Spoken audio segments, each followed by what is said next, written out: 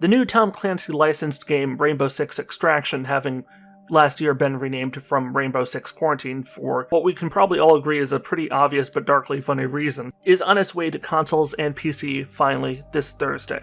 I'm sorry you already know this, the only newsworthy bit here is that it was recently revealed that the game will be made available at no additional charge to Xbox Game Pass subscribers on day one. So for those of you not willing to spend the full $40 on it, now you have a viable alternative other than joining Jack Sparrow and sailing the high seas. Don't do that. Don't make Uncle Ubisoft sad. A new cinematic trailer of the game was released alongside the Game Pass announcement, presumably with the intention of introducing the game's lore, at least so it claims. However, I can't say I learned all that much aside from on day one, everything just went horribly wrong for inexplicable reasons, and it only got far worse from there, which is basically the synopsis for every disaster or apocalypse movie ever. And as a result of that, a covert tactical strike team was created to deal with the situation. Yeah, I'm already getting XCOM vibes.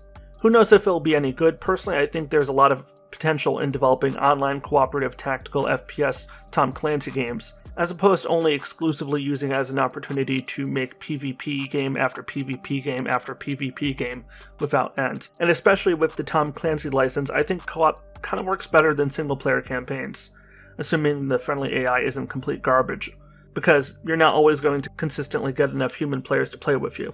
At least that's been my experience, because I play at weird hours when my friends aren't online, and honestly, not many of them care about Tom Clancy games to begin with. The minimum and recommended PC specs were recently made available by Ubisoft, and I'll put that on screen for you now, for those of you interested. I definitely plan to check it out day one. How long I'll continue to play it beyond day one, though, that depends on whether it's good or terrible. Usually with Tom Clancy games, it's almost always one or the other. Rainbow Six Siege was pretty good. The Division 2 likewise is pretty solid. I've had a good time with that. The first Division game, though, was pretty bad, not gonna lie. And Ghost Recon Wildlands, I'd put in the category of so bad it's almost somewhat fun. The gaming equivalent of Batman and Robin.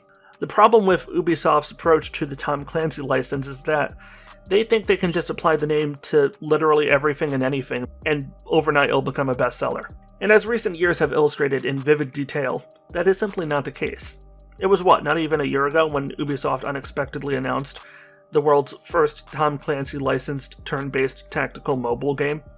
And after that went over like a flat balloon, they announced, Tom Clancy's X Defiant, whatever the hell it was, which was basically a ugly-looking knockoff of CSGO with a slight hero shooter twist. If you have a fundamental lack of clarity regarding what your brand both is and isn't, how can you expect your player base to support each new release when each new release seems to be targeted at different genre demographics?